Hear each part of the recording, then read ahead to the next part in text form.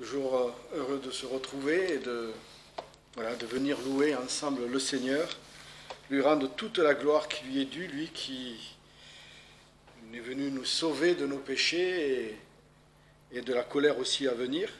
On va donc se lever pour chanter numéro 67, à l'agneau sur son trône, apportons la couronne.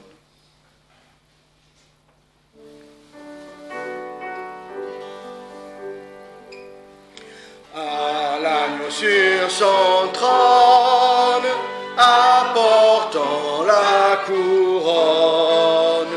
Il a conquise sur la croix, il est le roi des rois. Éveille-toi, mon âme, bénis, adore, acclame, avec tous les anges du ciel, Jésus Emmanuel. À l'agneau sur son trône, l'encens et la couronne, car il est le Verbe incarné d'une Vierge irénée, aux sagesses profonde, le Créateur du monde, pour vaincre le mal triomphant, s'est fait petit enfant. Il eut la croix pour trône, l'épine pour couronne, mais le Père a glorifié son Fils crucifié. Ô prince de la vie, la mort est à servir. Hors de la tombe il est monté, Christ est ressuscité. À l'agneau tous les trônes et toutes les couronnes, il est le maître souverain, les temps sont en sa main. Rendons l'honneur suprême à celui qui nous aime et qui revient victorieux pour nous ouvrir les cieux. Prions le Seigneur. Oh oui, Seigneur, en effet, tu es digne de louange, digne d'adoration, digne de gloire, Seigneur, parce que tu es venu et tu as vaincu. Tu as vaincu tous tes ennemis, tu as vaincu tous nos ennemis. Et en ayant cette victoire, Seigneur, eh bien, tu ne l'as pas gardée pour toi. Tu l'as acquise, conquise, Seigneur, sur la croix, pour nous. Cette victoire, Seigneur, tu nous la donnes. Elle est pour nous, tu es venu pour nous. Et nous nous réjouissons, Seigneur, de ta présence. Nous nous réjouissons de te connaître. Vraiment, c'est une grâce, quelque chose de merveilleux que de te connaître, toi, le Fils de Dieu et notre Sauveur, celui qui nous a aimés au point de donner sa vie pour ses amis. Alors oui, Seigneur, tu es digne de recevoir notre louange, notre adoration et la gloire qui t'est due, Seigneur. Et ce matin, vraiment que tu prennes plaisir dans notre présence, que tu prennes plaisir dans nos cœurs, à ce qu'il y a dans nos cœurs. Et nous prions aussi pour nos frères et sœurs qui n'ont pu être là ce matin, que tu les assistes, que tu les consoles, que tu les encourages et les fortifies aussi, Seigneur, comme nous, parce que chaque jour, Seigneur, nous avons besoin que tu œuvres dans nos cœurs, que tu disposes nos cœurs à ta lumière et à marcher par la foi dans la vérité pour faire ta volonté et afin qu'aussi ton nom soit glorifié dans nos vies. Amen. Continuons avec le 246.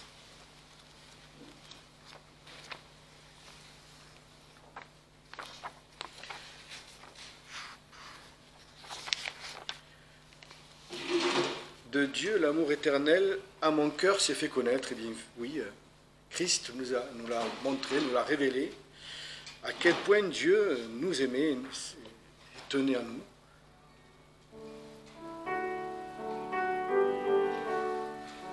Vous voyez là Dieu, l'amour éternel, à mon cœur s'est fait connaître, et je sais qu'il est réel, par l'esprit qui me pénètre, toutes mes terreurs ont fui, une douce paix m'inonde, ô sécurité profonde, il est à moi, je suis à lui. Ô sécurité profonde, il est à moi, je suis à lui. Jamais l'oiseau n'a chanté, hymne si mélodieuse, et la terre n'a porté tant de fleurs si radieuses, jamais dans l'azur n'a lui une lumière si belle. Ô bonheur, vie éternelle, il est à moi, je suis à lui. Ô bonheur, vie éternelle, il est à moi, je suis à lui. Mes péchés ont disparu, chassés comme une fumée, car pour moi Jésus mourut, de lui mon âme est aimée, sûr et fort de son appui, je repose à sa tendresse, et tout bas redit sans cesse, il est à moi, je suis à lui. Et tout bas redit sans cesse, il est à moi, je suis à lui. À lui seul et pour toujours, l'enfer, la mort ni la vie, rien ne peut de son amour priver mon âme ravie. Que le monde soit détruit et que le soleil s'éteigne, Jésus vit et Jésus règne, il est à moi, je suis à lui. Jésus vit et Jésus règne, il est à moi, je suis à lui. Amen. Je suis à lui pour l'éternité. Et ça, c'est une assurance merveilleuse de savoir que rien ne nous sépare de lui et ne peut nous séparer de lui. Sinon nous-mêmes, nous, oui, on peut se séparer si on s'éloigne de lui et qu'on l'oublie. Donc ce matin, on va prendre le verset du jour, Hébreux 11, chapitre 11, verset 1.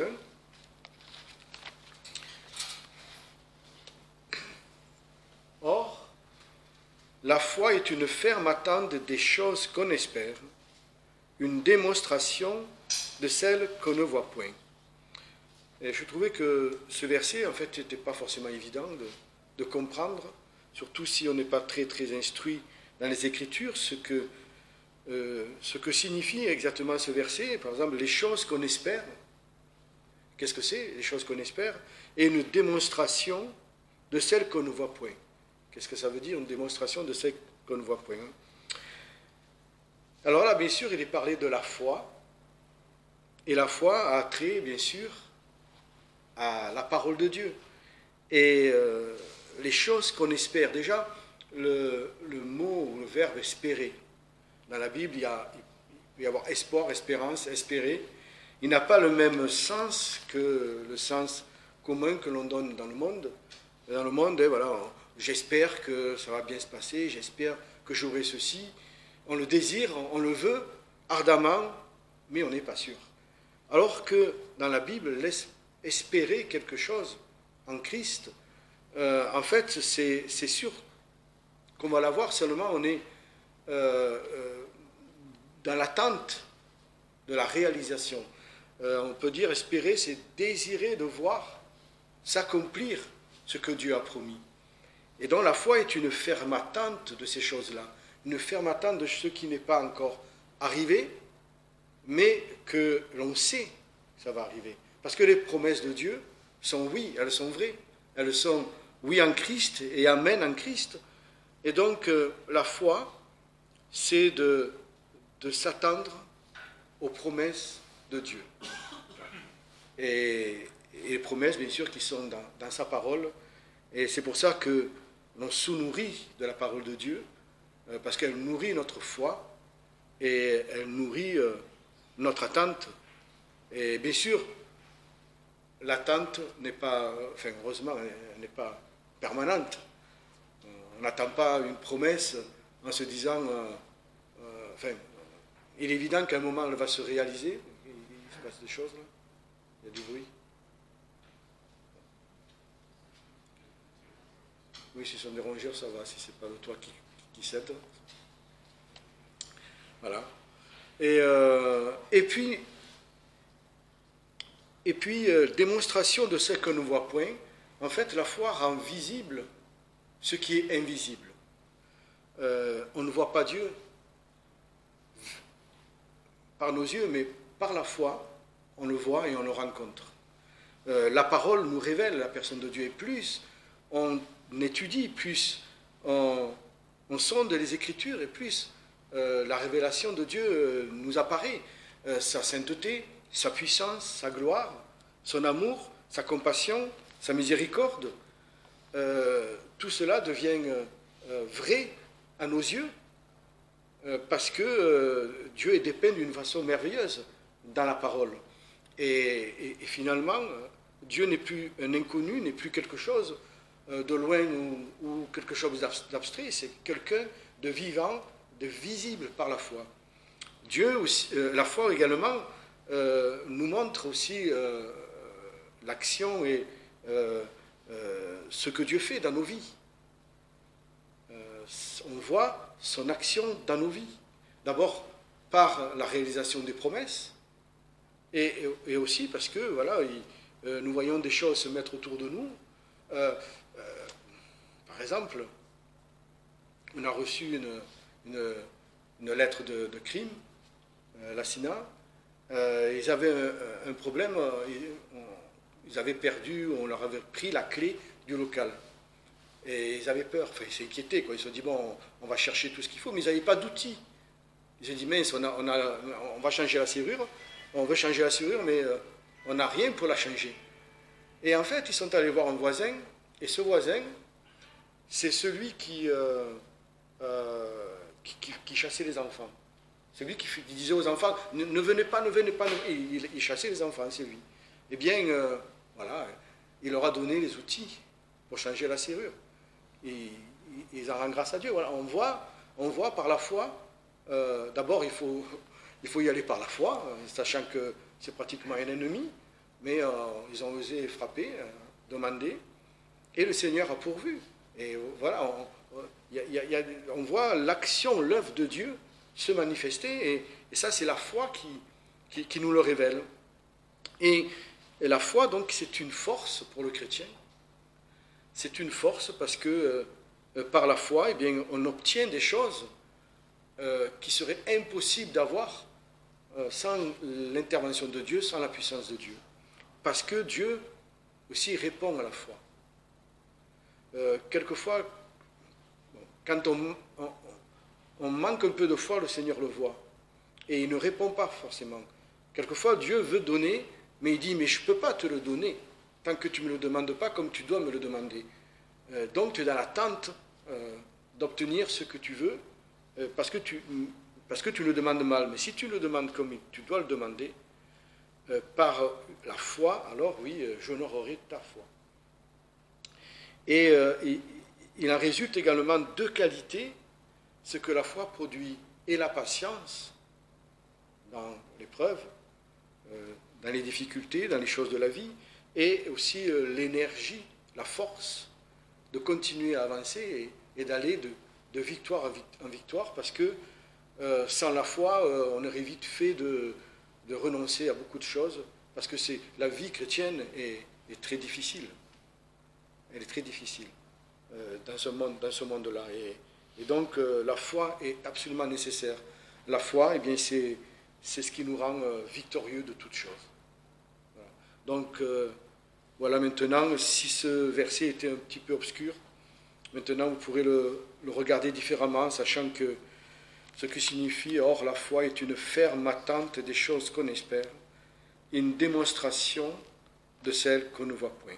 Et puis, la suite, bien sûr, va donner des exemples de personnes qui ont marché par la foi et obtenu des choses par la foi. On va reprendre dans nos cantiques,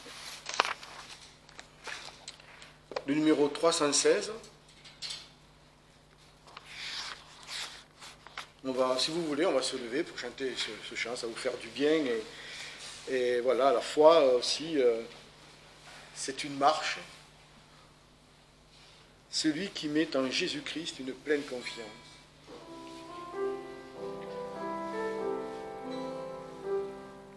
Celui qui met en Jésus une pleine confiance, jamais ne chancelle plus, compléter sa délivrance. Par la foi, nous marcherons, par la foi, nous triomphons, par la foi, mon Rédempteur me rendra plus que vainqueur. Dans les jours d'adversité, quand tu sens gronder l'orage, regardant sécurité, attitré, reprends courage, par la foi, nous marcherons, par la foi, nous triomphons, par la foi, mon Rédempteur me rendra plus que vainqueur.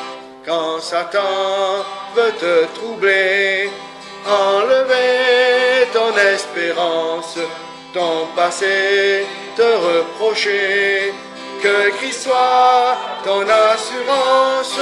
Par la foi, nous marcherons, par la foi, nous triomphons, par la foi, mon Rédempteur me rendra plus que vainqueur. Par la foi, je marcherai en comptant sur ses promesses. Par lui je triompherai en tout temps de mes détresses. Par la foi, nous marcherons, par la foi, nous triomphons, par la foi, mon Rédempteur me rendra plus que vainqueur. Amen. Voilà, donc revenons donc au verset du jour.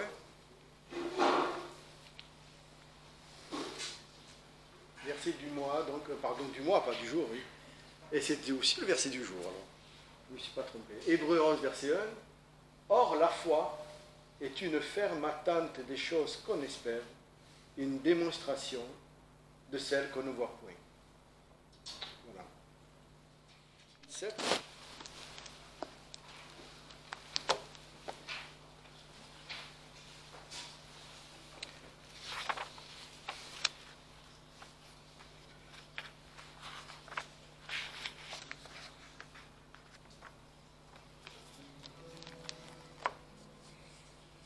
Tant qu'il vit, tant qu'il règne, de toute éternité, là-dessus, on est tranquille. On va. Tant qu'il vit, tant qu'il règne,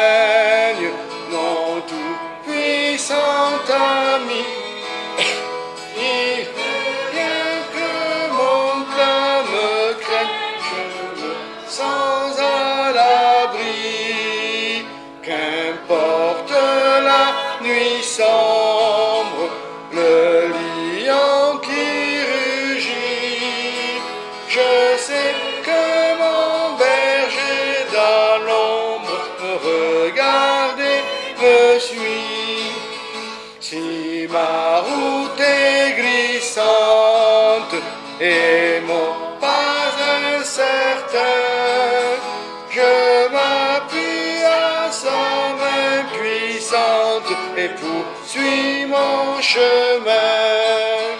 À toi seul je regarde, ô berger des brebis, ton cœur même et ton œil me gardent, voilà mon paradis.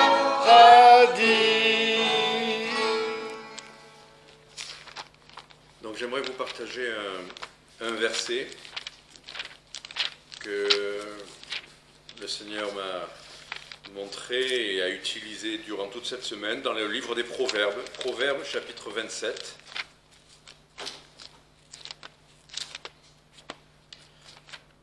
Des fois on a l'imagination, la création et l'esprit d'association qui font venir plein d'idées, mais j'étais content de voir aussi que ce n'était pas juste mon esprit qui se mettait à l'œuvre, mais le Seigneur m'a donné d'autres versets après que je ne cherchais pas et qui étaient exactement ce que je pensais. Donc on va lire ce verset, c'est un peu original comme introduction, mais vous allez voir qu'ensuite les textes qu'on va voir vont bien dans le sujet. Donc Proverbe 27,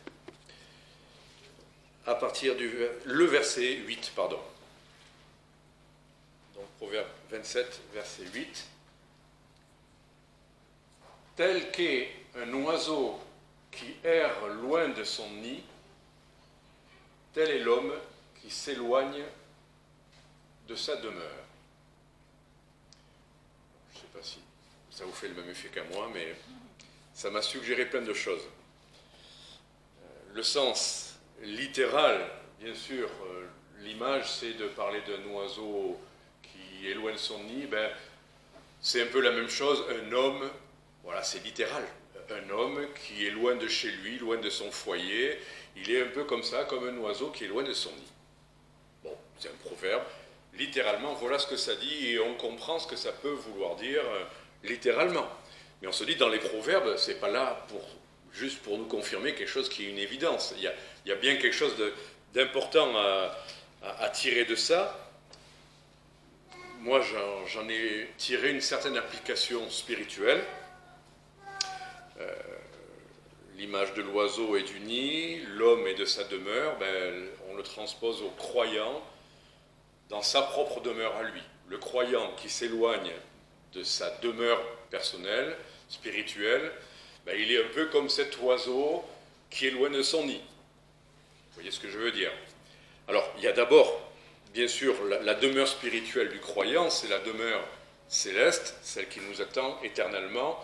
Et c'est évident que la Bible nous dit que tant qu'on n'est pas dans notre demeure céleste, en tant que croyant, on est un peu comme ça, un peu comme un oiseau loin de son nid, à savoir qu'il y a un endroit qui est l'endroit idéal, et qu'en attendant, on est un peu errant. C'est ce que dit la Bible quand elle dit qu'on est sur cette terre étranger et voyageur. On n'est pas arrivé, on n'est pas à notre place, celle qui nous attend, celle qui est notre vraie demeure. Romains 8 dit même que de toute façon, on a beau pouvoir vivre plein de choses merveilleuses par la foi, on est tout de même, jusqu'à notre adoption céleste, on est en train de soupirer. On soupire. C'est ça. Tant qu'on erre loin de son nid, on soupire. Tant qu'on ne sera pas là-haut, on ne peut pas croire que le bonheur soit parfait ici-bas. Il y a trop de choses, de souffrances, voilà, on ne va pas plus développer. On est un peu comme un oiseau loin de son nid. C'est vrai pour notre demeure céleste, mais je crois, et c'était plutôt ça qui m'intéressait, c'est que c'est aussi vrai pour ce qui est notre place, notre demeure spirituelle sur terre. Quelle est la place du croyant? Quelle est la demeure spirituelle du croyant ici-bas? C'est ce qu'on va voir maintenant. Sur terre, on peut être toujours en attendant notre demeure céleste, on peut être dans une demeure spirituelle qui est celle dont nous avons besoin, celle qui est vraiment le confort, la sécurité, la place, comme pour un oiseau qui est dans son nid. Voilà, juste en face de notre salon, par la fenêtre, je vois depuis des années un nid avec chaque année les 2 tourterelles qui viennent et qui restent assez, fidèlement, sont toujours l'une, j'en avais déjà parlé de ces tourterelles, hein, mais c'est mon spectacle à moi, hein, voilà. Et je vois des aventures quand il y en a une qui n'est pas là et que l'autre se fait attaquer par les corneilles, j'ai vu ça, j'ai vu aussi le moment où l'une est dans le nid et l'autre vient lui apporter à manger, j'ai vu l'hiver quand il n'y a pas d'œufs ni de bébés, ben, elles sont là, l'une à côté de l'autre, attendant dans le froid quelque chose qui doit venir. Enfin, ces tourterelles, je les aime beaucoup. Mais il y a toujours ce nid-là, il est toujours au même endroit, et elles ont beau le réaménager, l'arbre a beau pousser, le nid est toujours là, et elles reviennent toujours à leur nid, ces tourterelles. Donc, pourquoi je vous parle de ça? Parce qu'on va voir que spirituellement, on a une place où on se sent bien, où on doit toujours rester, et que tant qu'on n'y est pas, on est un peu comme un oiseau qui est loin de son nid. Voilà, et on va voir ce que ça veut dire. Donc, en quoi ça consiste, cette demeure spirituelle terrestre pour nous croyants? J'aimerais juste d'abord prier, et puis ensuite on va aller voir dans l'évangile de Jean au chapitre 1, verset 4, un premier verset. Donc je vais prier d'abord. Seigneur, nous te remercions parce que même si en attendant notre réunion avec toi et le ciel, tu nous as donné les arts de ton esprit, tu nous as donné une vie, une demeure pour notre âme. Et même si notre corps peut être éprouvé, affaibli, attaqué, même si notre âme parfois peut être attaquée, en toi, on est à notre place, on est dans cette paix. Et quand on n'est pas avec toi, on se sent si loin, on ne se sent pas en sécurité, on ne se sent pas au chaud, on ne se sent pas à sa place. Alors Seigneur, encourage-nous à faire ce qu'il faut pour être et rester, demeurer en toi, en Christ, au nom de Jésus-Christ, et par ce texte et ces passages. Amen. Donc Jean, chapitre 1, verset 14, la première chose à dire, c'est que celui qui est notre demeure est d'abord venu jusqu'à nous. C'est lui qui a déménagé pour venir jusqu'à nous. La parole, donc Jésus-Christ, a été faite chair, son incarnation, et elle a habité parmi nous pleine de grâce et de vérité, et nous avons contemplé sa gloire, une gloire comme celle du Fils unique venu du Père. Le mot habiter, c'est aussi le mot demeurer, c'est le mot tabernacler. Il est venu tabernacler parmi les hommes, c'est lui d'abord qui est venu jusqu'à nous. Et ensuite, Jean, chapitre 15, nous savons ensuite que quand nous l'avons reçu, il est venu habiter en nous aussi, et comme on l'a chanté tout à l'heure, lui en nous et nous en lui. Et c'est ce que développent plusieurs textes. Voilà, on a reçu son esprit, on a été scellé de son esprit, il est venu demeurer en nous. Jean chapitre 15, verset 4, mais ensuite, même si par son esprit il demeure en nous, il est avec nous tous les jours, nous avons été scellés de son esprit, ensuite, le Seigneur nous parle d'une règle pour demeurer en lui, pour rester en lui. Jean chapitre 15, verset 4, il nous dit, à nous croyants, demeurez en moi, et moi, je demeurerai en vous.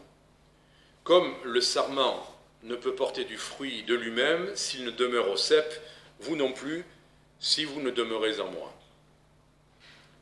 Je suis le cep et vous êtes les sarments, celui qui demeure en moi et en qui je demeure porte beaucoup de fruits, car sans moi, vous ne pouvez rien faire. Si quelqu'un ne demeure pas en moi, il est jeté dehors comme le sarment, et il sèche, puis on ramasse les sarments et on les jette au feu, et ils brûlent.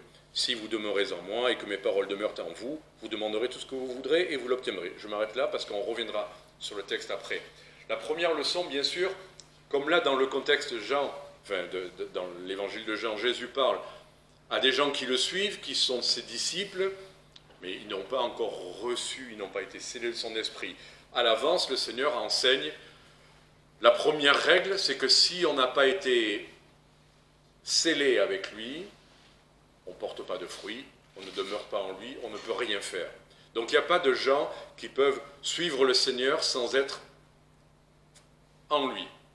Voilà, c'est ce que reprend l'Épître aux Romains quand il dit « Celui qui n'a pas l'Esprit de Christ, il ne lui appartient pas. » Il n'y a pas de presque sauvé, de presque en lui.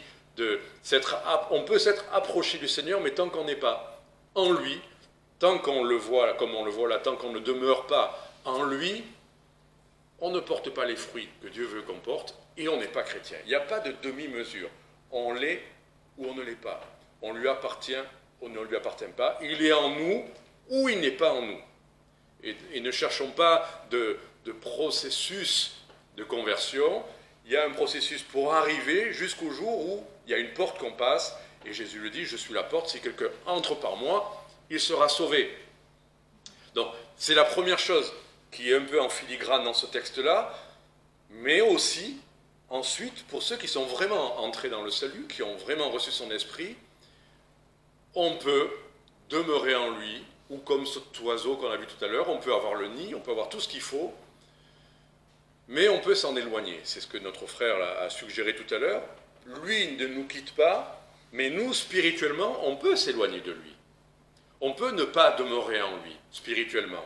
Il vit en nous, mais nous, spirituellement, on peut s'éloigner et, quelque part, ne pas demeurer en lui. Et c'est pour ça que, parfois, on ne porte pas de fruits, parce qu'on n'est pas dans cette unité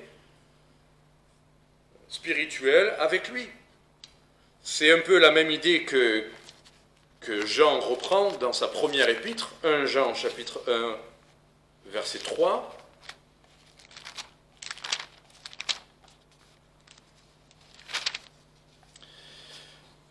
Ce que nous avons vu et entendu, nous vous l'annonçons afin que vous ayez communion. Oui, communion, c'est avoir quelque chose en commun. Afin que vous ayez communion avec nous. Or, notre communion est avec le Père et avec Jésus-Christ, son Fils. Il y a un verset qui dit que si on garde ses commandements, le Père et le Fils viendront demeurer en nous et ils souperont avec nous. Et l'idée est reprise dans l'Apocalypse. Mais là, notre communion est avec le Père et avec Jésus-Christ, son Fils. Et nous vous écrivons ces choses afin que votre joie soit parfaite. Or, le message que nous avons reçu de lui et que nous vous annonçons, c'est que Dieu est lumière, qu'il n'y a point en lui de ténèbres.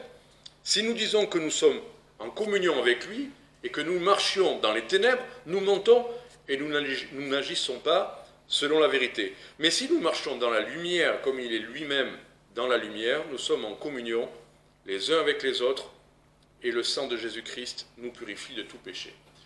Là, ce texte s'adresse bien à des chrétiens qui ont assurément l'Esprit de Dieu. Mais il est dit qu'on peut être en communion avec les frères et les sœurs, et tous ensemble en communion avec le Père, avec le Fils, ou ne pas l'être. Et comment ne pas être en communion? C'est un peu comme cet oiseau qui est normalement fait pour être dans le nid, et qui quitte le nid. Et donc, si le croyant qui doit demeurer en Christ, si le croyant qui doit être en communion, être en commun avec le Père et le Fils spirituellement, si celui-là marche dans les ténèbres, tout en ayant tout de même son esprit, effectivement, en lui, il n'est pas en communion avec lui. Il marche dans les ténèbres, et c'est ce que dit ce texte. Si nous marchons dans les ténèbres, nous n'agissons pas selon la vérité. Et on ne peut pas dire qu'on est en communion avec Dieu si on marche dans les ténèbres. Voilà. Si vraiment notre vie est tout entière livrée aux ténèbres. Mais en revanche, si on marche, et c'est un peu étonnant, là, il y a l'idée tout à l'heure de demeurer et l'idée de marcher. Dieu parle de demeurer tout en marchant. C'est pas, voilà, c'est à nous d'associer les deux idées, c'est la même chose, pour lui en tout cas. Si nous marchons dans la lumière comme il est lui-même dans la lumière, alors nous sommes en communion les uns avec les autres, et alors le sang de son Fils nous purifie de tout péché. Mais ne disons pas que nous sommes en communion avec Dieu, ne croyons pas que nous sommes en communion avec les frères et les sœurs, alors que nous marchons dans les ténèbres. Voilà ce que le texte nous dit clairement. On n'a rien en commun. C'est ce que reprend même une épître quand il dit, mais qu'y a-t-il de commun entre la lumière et les ténèbres? Voilà. Si vous êtes en communion avec les démons, ne dites pas que vous êtes en communion avec moi. Ce n'est pas possible, spirituellement. Vous n'êtes pas en communion avec Dieu le Père, vous n'êtes pas en communion avec les frères, vous êtes peut-être là, vous êtes peut-être en train de citer des versets, mais vous n'êtes pas réellement en communion parce que vous marchez dans les ténèbres. Donc on n'est pas sur le même terrain en commun. Donc voilà en quoi ça consiste, cette demeure. C'est être en Christ, c'est rester dans la lumière, c'est être dans l'amour du Père, c'est être en lui spirituellement, de marcher avec lui. Alors pourquoi c'est si important? On va revenir au texte de Jean 15 de tout à l'heure. On avait commencé à effleurer la question, mais volontairement je n'ai pas relevé les points, mais donc Jean chapitre 15, on va voir ce qu'il y a de si désirable dans le fait, parce que je ne sais pas, si on vous dit restez dans un nid sans bouger comme ça, vous allez vous dire c'est pas si désirable que ça. Je veux dire, c'est enfermez-moi dans une pièce, je suis malheureux. Car je lisais qu'un tennisman était en quarantaine et il devenait fou. Il disait je vis l'enfer sur terre. Il vient de passer une semaine dans sa chambre et il s'ennuie. Donc il ne sait pas ce que c'est l'enfer sur terre. Mais quoi qu'il en soit, c'est agréable pour personne. Peut-être que quand on est fatigué, 1 ou 2 jours, rester dans une chambre à se reposer, ça fait plaisir. Mais à partir du 3e et du 4e jour, on devient tous fada. Enfin, non, c'est pas de rester dans un endroit simplement parce que c'est notre place, ça ne nous rend pas heureux. Donc il faut voir que demeurer en Christ, il y a des choses désirables là-dedans. Et c'est pour ça que l'idée du nid est importante. On revient donc dans Jean chapitre 15, et là à partir du verset 7, « Si vous demeurez en moi, et que mes paroles demeurent en vous, vous demanderez tout ce que vous voudrez, et vous l'obtiendrez. » Déjà, savoir ça, c'est une bonne promesse dont nous parlait notre frère. Savoir qu'on demande quelque chose et qu'on l'obtient. C'est une belle promesse. « Mon Père sera glorifié si vous portez beaucoup de fruits, et vous serez mes disciples. Comme mon Père m'a aimé, je vous ai aussi aimé, demeurez dans mon amour. Si vous gardez mes commandements, vous demeurerez dans mon amour. Comme j'ai gardé les commandements de mon Père, et je demeure dans son amour. Je vous ai dit ces choses, afin que ma joie demeure en vous, et que votre joie soit accomplie. » Je m'arrête là pour l'instant. Qu'est-ce qu'il y a de désirable dans ce qu'on vient de lire? Il y a pas mal de choses. Déjà, rester dans ses commandements. Est-ce que c'est désagréable de rester dans les commandements de Dieu? Vous savez comment on fait un nid? La première chose que font les oiseaux, quand il n'y a rien, ils cherchent un endroit où il y a une intersection de 2-3 branches, mais après, ils arrivent avec des brindilles. La première chose qu'ils posent, c'est une espèce d'ossature du nid, à partir de brindilles qui vont s'entrecroiser, et c'est étonnant, mais ça tient parfaitement et il n'y a pas de ciment. Ils arrivent à faire ce système, et ils le font patiemment, avec des petites branches. C'est comme la parole de Dieu, ce sont les commandements de Dieu, et les unes après les autres font l'ossature de notre demeure en lui. Et alors on pourrait dire que ce n'est pas super agréable de venir après dans ces branches, ça égratigne. L'intérêt de ces branches, c'est que ça assure la solidité. C'est un refuge. Et quand il y a du vent, je vous assure, d'être dans un refuge, quand il y a des dangers, d'être dans un refuge, c'est une bonne chose. Mais ensuite, vous le savez, vous avez tous observé certainement des nids, ils ajoutent quelque chose à l'intérieur. Et c'est le moment où ils commencent à amener de leur propre duvet. Ils trouvent des petits morceaux de coton. Ils font tout. Il y avait les petites branches, et maintenant ils font quelque chose de beaucoup plus agréable, de beaucoup plus confortable, de beaucoup plus doux et chaleureux. Des choses qui gardent la chaleur. Et dans ce qu'on vient de lire, le Seigneur parlait de demeurer dans son amour. Demeurer dans les commandements, c'est une sécurité. Mais demeurer dans son amour, qu'est-ce qui est plus précieux à notre âme que l'amour?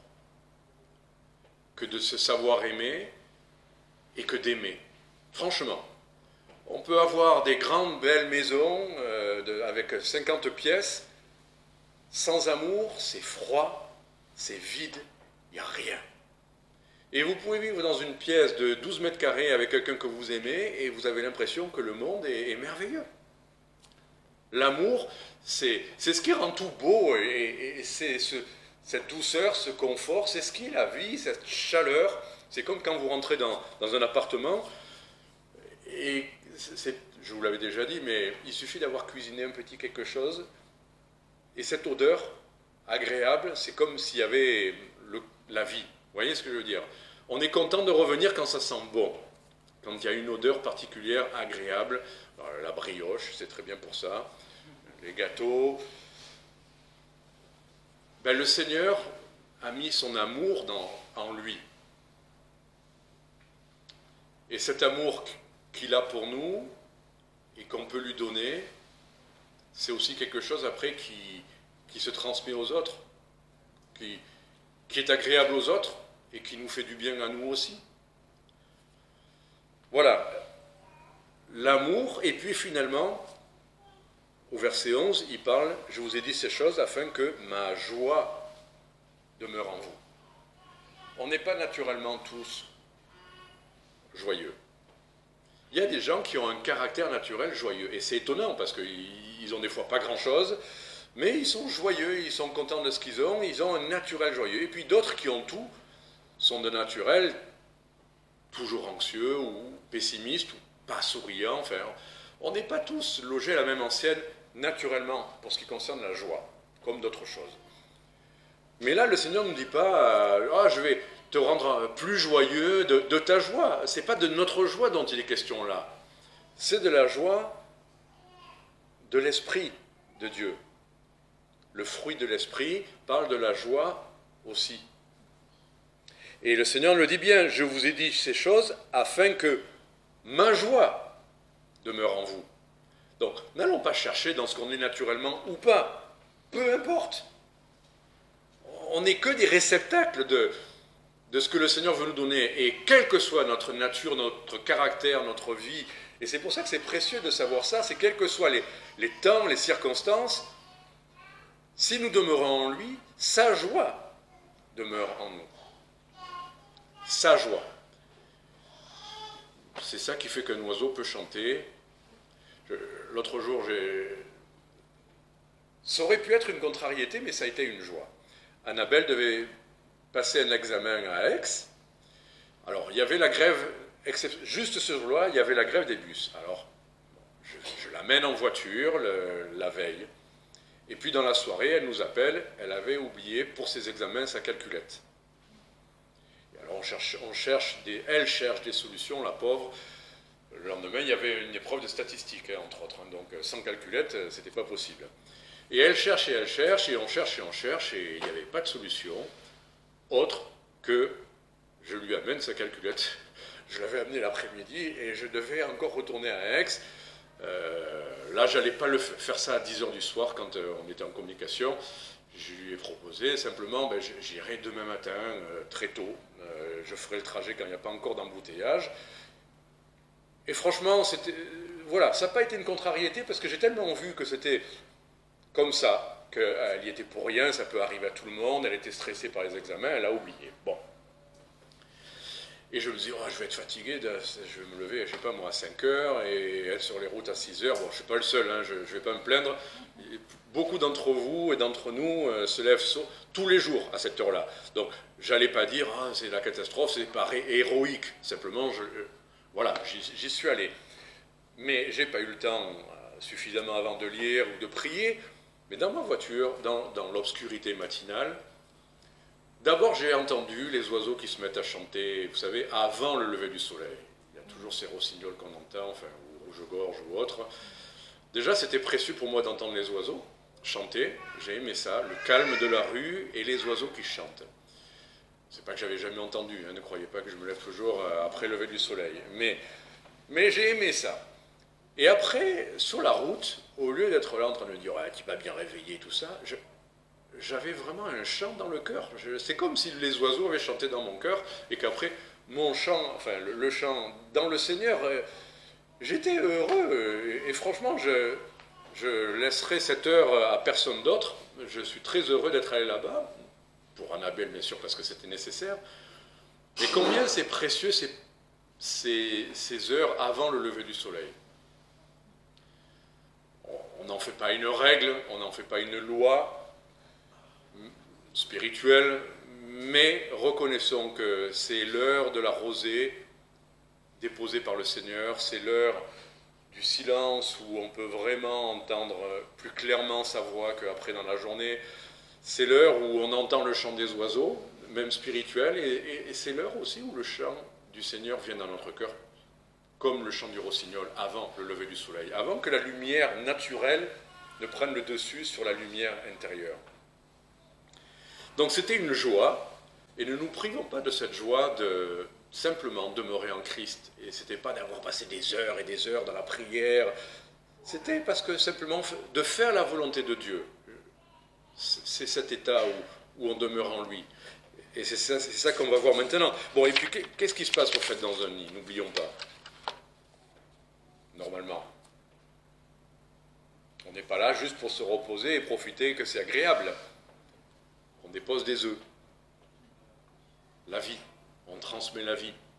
Tout à l'heure, dans Jean, on a vu que celui qui demeure en lui, il obtient ce que Dieu lui a promis.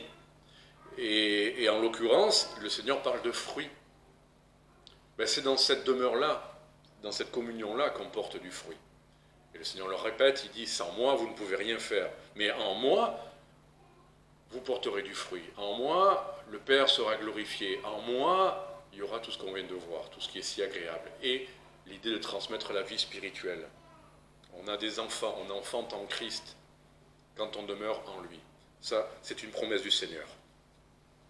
Deuxième chose, c'est désirable, c'est agréable, c'est profitable, d'accord, mais c'est aussi une question de vie ou de mort. Être loin du lit, du nid, c'est pas simplement être bien ou mal, être heureux ou malheureux, c'est une question littéralement de vie ou de mort. Lisons dans Romains 8, verset 5. Ceux qui vivent selon la chair s'affectionnent aux choses de la chair. Mais ceux qui vivent selon l'esprit s'affectionnent aux choses de l'esprit. Car l'affection de la chair, c'est la mort, mais l'affection de l'esprit, c'est la vie et la paix. Verset 9. Pour vous, là donc on voit qu'il s'adresse à des chrétiens, pour vous, vous n'êtes point dans la chair, mais dans l'esprit, s'il est vrai que l'Esprit de Dieu habite en vous. S'il est vrai que l'Esprit de Dieu habite en vous. Ça, c'est la question. Mais si quelqu'un n'a point l'Esprit de Christ, celui-là n'est point à lui. Mais si Christ est en vous, le corps est bien mort à cause du péché, mais l'Esprit est vivant à cause de la justice. Et si l'Esprit de celui qui a ressuscité Jésus des morts habite en vous, celui qui a ressuscité Christ d'entre les morts rendra aussi la vie à vos corps mortels par son Esprit qui habite en vous. Conclusion. Ainsi donc, frères, nous ne sommes point redevables à la chair pour vivre selon la chair. En effet, si vous vivez selon la chair, vous mourrez. Mais si par l'esprit vous faites mourir les œuvres du corps, vous vivrez. Car tous ceux qui sont conduits par l'Esprit de Dieu sont enfants de Dieu. Il y a un peu la même idée que tout à l'heure. Dans le même texte, il y a, attention, un avertissement à ceux qui n'ont pas l'Esprit de Christ. Et effectivement, là, l'apôtre Paul veut les prévenir. Vous êtes peut-être dans une église, mais si vous n'avez pas l'Esprit de Christ, vous êtes destiné à la mort. Si vous êtes attiré, si vous vous affectionnez seulement aux choses de la chair et du corps, s'il n'y a que ça qui est le moteur de votre vie, ne vous y trompez pas. Vous n'avez peut-être pas l'Esprit de Christ. Et si vous n'avez pas l'Esprit de Christ, vous mourrez. Et là, il est bien question de la mort éternelle. Mais la deuxième leçon qu'il y a là-dedans, il dit, mais pour vous, vous avez l'Esprit de Christ, vous n'êtes pas dans la chair, mais pour vous, quand même, il y a cette exhortation à ne vivez pas selon la chair. Même un chrétien peut vivre selon la chair. Malheureusement, il ne devrait pas. Mais s'il choisit de vivre seulement pour ses appétits du corps, pour les choses du monde, ben le Seigneur le dit aussi, vous mourrez. Et là, il n'est pas question de la mort éternelle, mais de de ne plus être en communion, de ne plus demeurer en Christ. Et là, il est question d'une mort spirituelle. On se dessèche, on ne vit plus, on ne porte plus le fruit, on n'a plus la joie, on n'a plus le fruit de l'esprit, on n'a plus rien de tout ça, on n'a plus ce chant, on ne sait plus comment l'esprit agit dans notre vie. On n'est pas conduit par l'esprit de Christ. Si on n'est pas conduit par l'esprit de Christ, deux causes, soit on n'a pas l'esprit de Christ, deuxième cause, on a brouillé la communication avec l'esprit de Christ. On ne l'entend plus. Dieu parle, il n'y a pas de souci. Dieu arrose, Dieu bénit, Dieu conduit. Mais c'est nous qui n'entendons plus. N'allons pas chercher auprès de Dieu le fait « Ah, pourquoi tu fais silence ?» C'est nous qui ne sommes plus assez attentifs, assez disponibles ou assez connectés avec lui. Et si c'est ainsi, revenons à l'idée de l'oiseau. C'est pas la peine de le lire le verset, mais on est comme loin de notre nid, on n'est pas à notre place et on le sait bien. On est tout perdu, en fait. On ne sait plus ce que Dieu attend de nous, on sait ses commandements, on n'a plus la joie, on n'a plus cet amour, et on est froid. Je ne sais pas si vous vous souvenez de ce jeu-là, vous avez froid là physiquement, mais ça c'est la salle. Mais spirituellement, vous vous souvenez de ce jeu de notre enfance? Tu chauffes, vous savez, il y avait un objet qui était caché quelque part, et un le savait, l'autre ne le savait pas. Et alors, pour le trouver, on se déplace, et là, tu refroidis. Ah, tu chauffes. Bon. Ben là, on est froid intérieurement. Rappelez-vous même, c'est Jacob qui croyait que son fils Joseph était mort, et quand finalement ses frères lui annoncent qu'il est vivant, au début, son cœur restait froid. Notre frère nous parlait de foi tout à l'heure. On lit des belles promesses, et puis notre cœur est froid. On n'y croit plus vraiment. Et c'est vrai que la vie n'est pas facile. Et c'est vrai que parfois, notre patience à attendre quelque chose qu'on n'obtient pas, ça me nuise. Et finalement, s'installe insidieusement une incrédulité à l'égard des promesses de Dieu. Et notre cœur devient froid. Et nous n'avons plus cette joie, parce que tout ça, c'est dans la foi. Tout ça, c'est dans la communion avec le Seigneur. Et nous n'avons plus la joie, nous n'avons plus le chant dans notre cœur, nous n'avons plus l'amour. On est sec en amour pour les autres. Et on peut dire, oui, je t'aime Dieu parce que je garde tes commandements, tu vois, je pêche pas, je fais pas ci, je fais pas ça. Mais il n'y a plus ce premier amour de, waouh, il n'y a que ça qui nous intéresse. Quoi? 2 réunions par semaine à l'église? Ah non, c'est trop. J'entends des nouvelles d'églises où ils ont la réunion d'études, la réunion de prière, la réunion des jeunes, la réunion de louanges, enfin, etc., etc. Et je me souviens, à Montauban, il y avait les frères tziganes qui se réunissaient. À un moment donné, ils avaient 5 réunions par semaine. Et je me disais, waouh. Mais finalement, ils ne se laissaient pas attirer par d'autres choses qui occupaient toute leur soirée. Alors je ne dis pas qu'on va faire 5 réunions dans la semaine, mais l'idée de 2 réunions, 2 fois par semaine nous réunir, mais rappelez-vous, pour faire du sport, moi je faisais des fois 3 à 4 entraînements par semaine pour faire du volley. Plus les matchs du dimanche, plus les matchs à la faculté, et je ne m'en plaignais pas, j'étais heureux, et je n'allais pas dire en allant à l'entraînement, encore un entraînement. J'étais content à chaque fois. Donc si pour les choses du monde, ça ne nous pose pas de soucis, pourquoi ça nous imposerait pour les choses du Seigneur ? Est-ce qu'il n'est pas celui qui nous rend heureux? Est-ce qu'il n'est pas celui qui nous fait porter du fruit? Est-ce que ce n'est pas là notre place? Ah non, c'est pas ma place, là. Moi, soyons sérieux, enfin, c'est tout. L'apôtre Paul dit, Christ, c'est ma vie, et je vis dans la foi au Fils de Dieu. Qu'est-ce que vous me parlez d'autre chose?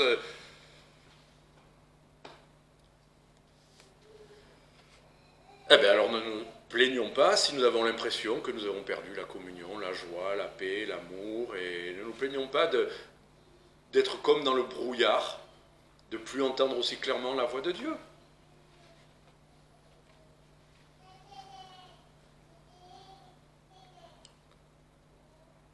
Amos, là je vais laisser notre frère chercher ce verset, prophète Amos, chapitre 3, verset 5.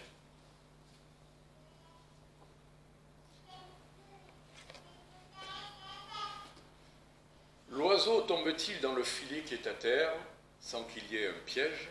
Le filet se lève-t-il du sol sans qu'il y ait rien de pris? Là, Amos, si vous regardez le contexte avant et après, fait comprendre que Dieu est derrière tous les problèmes qui leur arrivent, parce qu'ils se sont éloignés de lui. Mais je retiens juste ce verset parce que c'est vrai que l'image de l'oiseau est intéressante. Quand on s'éloigne du nid, on se met en danger soi-même. L'oiseleur, le filet de l'oiseleur, guette les chrétiens qui s'éloignent du Seigneur, ne comprennent pas certaines choses qui leur arrivent, ils tombent dans des pièges. Malheureusement, je connais une jeune fille qui est tombée enceinte. Elle est allée avec un monsieur musulman, et donc maintenant, il ne la laisse pas aller à l'église. Enfin, déjà elle est enceinte, elle vient d'avoir un bébé, à la fois elle voudrait se réjouir que ce soit un bébé, mais la situation dans laquelle elle s'est mise est catastrophique. Tomber dans un piège, dans le filet de l'oiseleur, dont on ne se dépêtre pas si facilement que ça.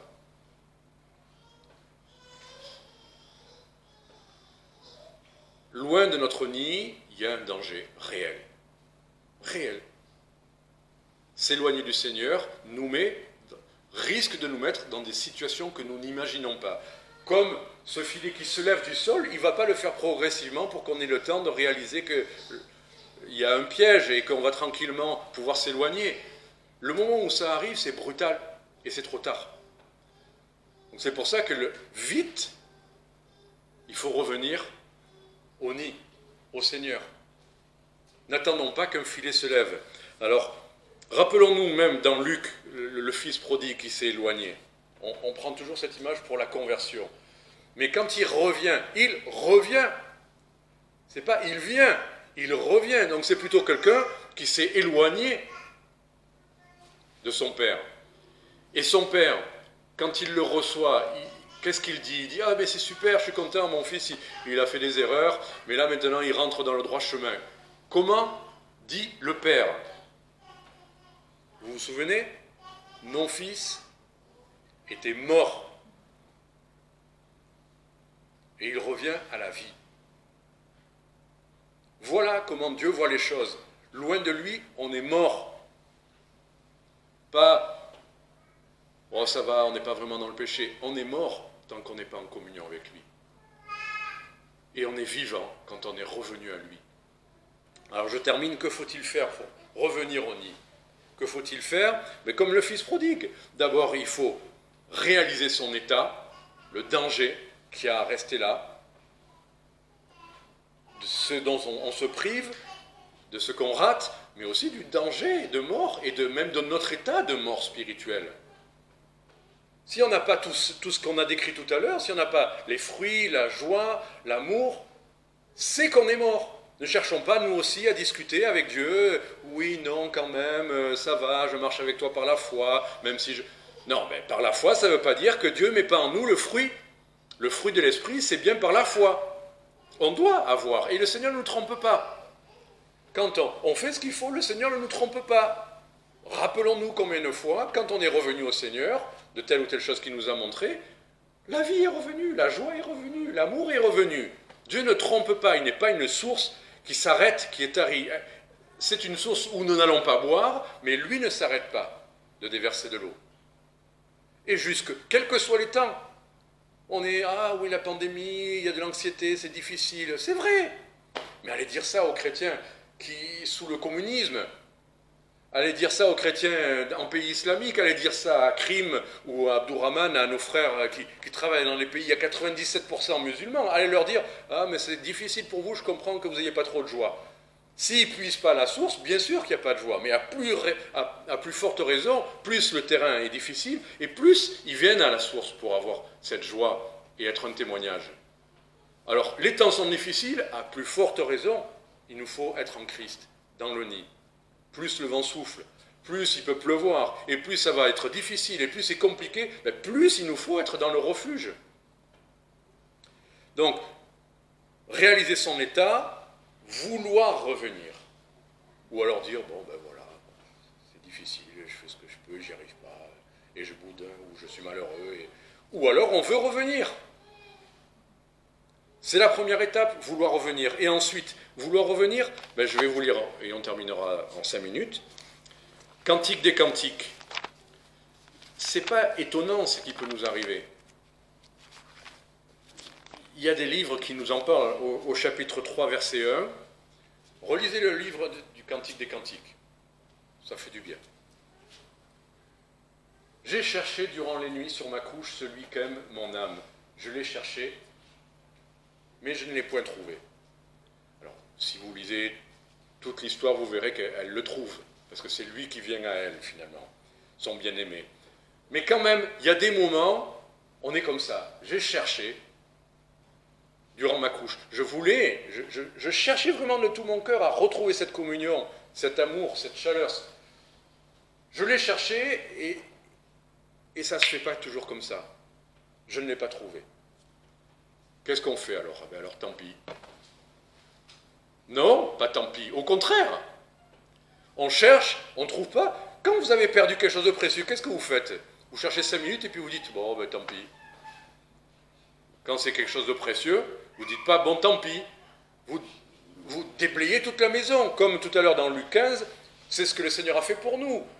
Il a nettoyé toute la maison, il a parlé de la perle précieuse, il a parlé de la pièce là, qui était égarée. Lui n'a pas arrêté de chercher, il est venu nous chercher pour nous sauver, il a remué ciel et terre, il a quitté la terre. S'il faut aller se coucher sous les matelas, sous les lits poussiéreux pour trouver l'objet qu'on cherche, on va les trouver. Donc cherchons comme ça le Seigneur. Cherchons pour le trouver, pas juste pour dire « Ah, j'ai cherché, j'ai pas trouvé ». Qu'on n'entende pas ça dans nos bouches, hein, parce que c'est pas comme ça. On ne peut pas dire « J'ai cherché le Seigneur et je ne l'ai pas trouvé ». On peut le dire parce qu'on n'a pas cherché assez, ou vraiment, ou assez longtemps. Amos, chapitre 5, verset 4, là, le peuple s'était vraiment éloigné du Seigneur. Et là, il fallait vraiment régler des choses, il y avait vraiment des péchés, il y avait des choses terribles. Mais finalement, le Seigneur a dit, bon, mais cherchez-moi et vous vivrez. Il n'y a pas de souci, c'est une promesse. Cherchez-moi et vous vivrez. C'est Dieu qui s'engage à ça. S'il est vivant, s'il n'est pas un menteur, si nous le cherchons, nous vivrons, nous le trouverons et nous vivrons. Et nous vivons. Dès qu'on a commencé à revenir vers lui, il a couru vers nous. Dès que dans notre cœur, déjà, comme pour le fils prodigue, il a vu qu'on revenait, il s'est précipité vers nous. Et il dit, cherchez, et vous vivrez. 1 Jean 1,9.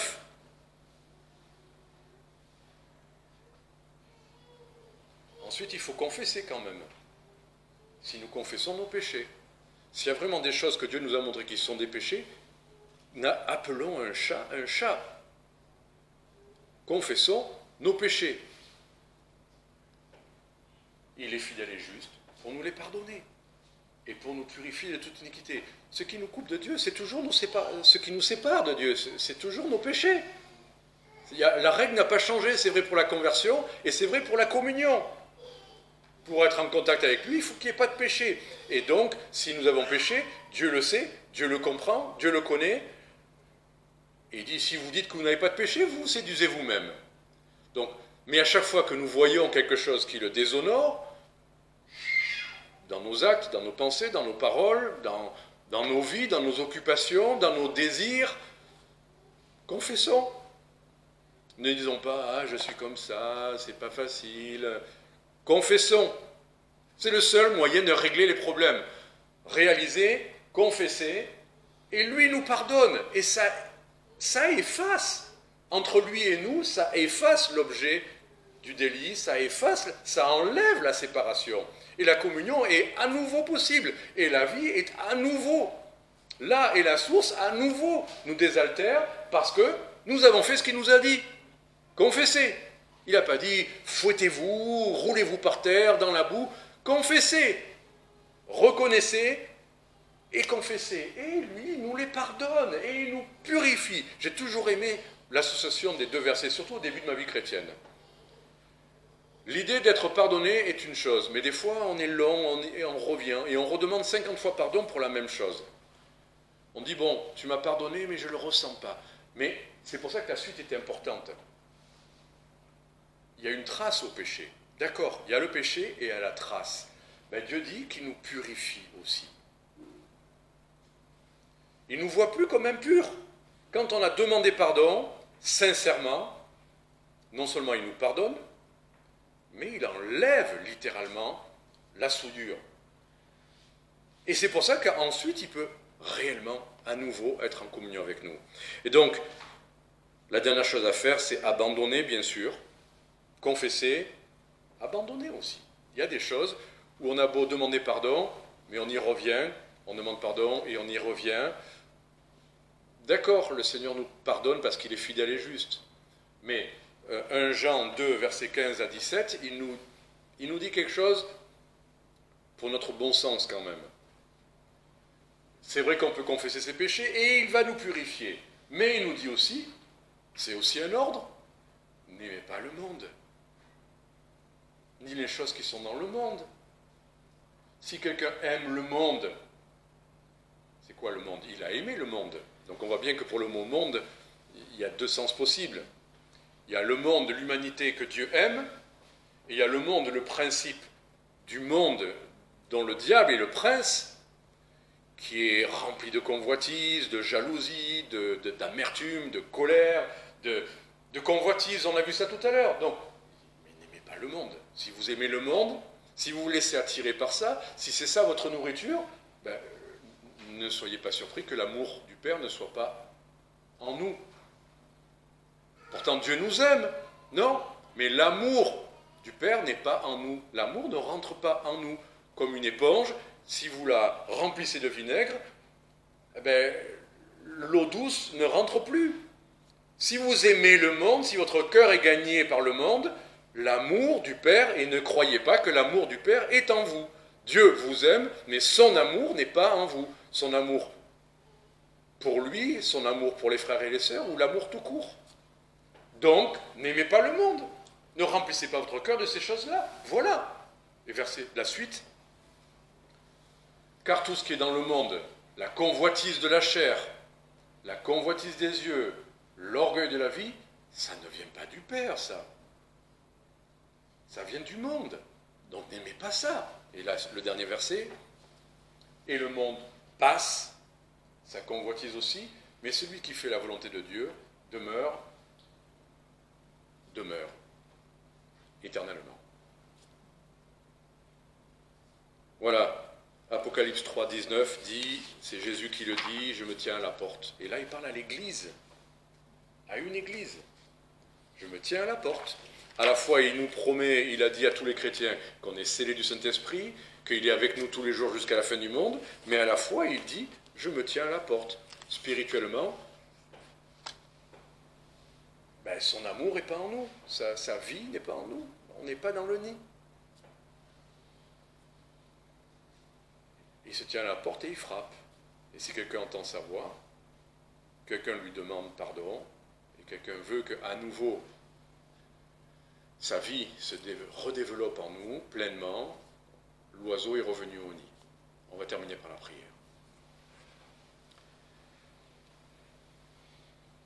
Seigneur, qu'y a-t-il de plus important qu'être ici-bas en toi?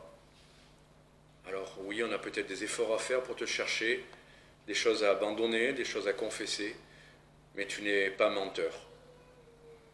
On est vraiment dans le nid, en sécurité, en toi, dans tes commandements, dans ton amour et avec ta joie.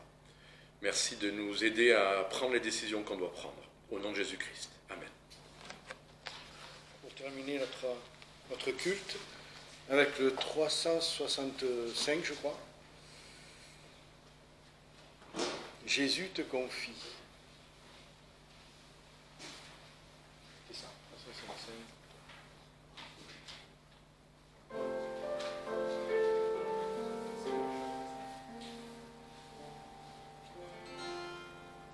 Jésus te confie une œuvre d'amour,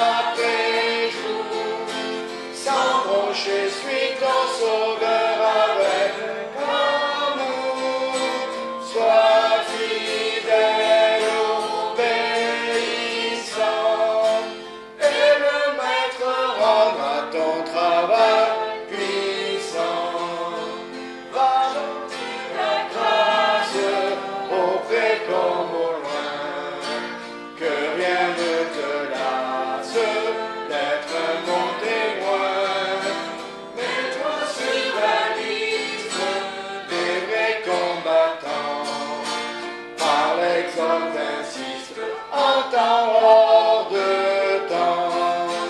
Prie, agis jour après jour, sans broncher, suis ton sauveur avec amour.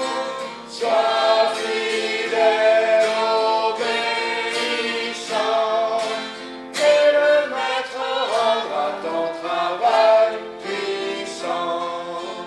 Envers la jeunesse que le tentateur détourne sans cesse, loin du vrai bonheur. Combattant le doute, parle-lui d'amour, montre-lui la route du ciel saint séjour. Prie, agis jour après jour, sans broncher, suis ton sauveur avec amour. Sois fidèle, obéissant, et le maître rendra ton travail puissant. Avec ceux qui meurent, sans Dieu, sans espoir, dis à ceux qui pleurent, quand tout semble noir, Jésus donne vie, bonheur, joie et paix, à qui se confie en lui pour jamais. Prie, agis jour après jour, sans broncher, suis ton sauveur avec amour. Sois fidèle, obéissant, et le maître rendra ton travail puissant. Bonne semaine à tous dans le Seigneur, bien sûr.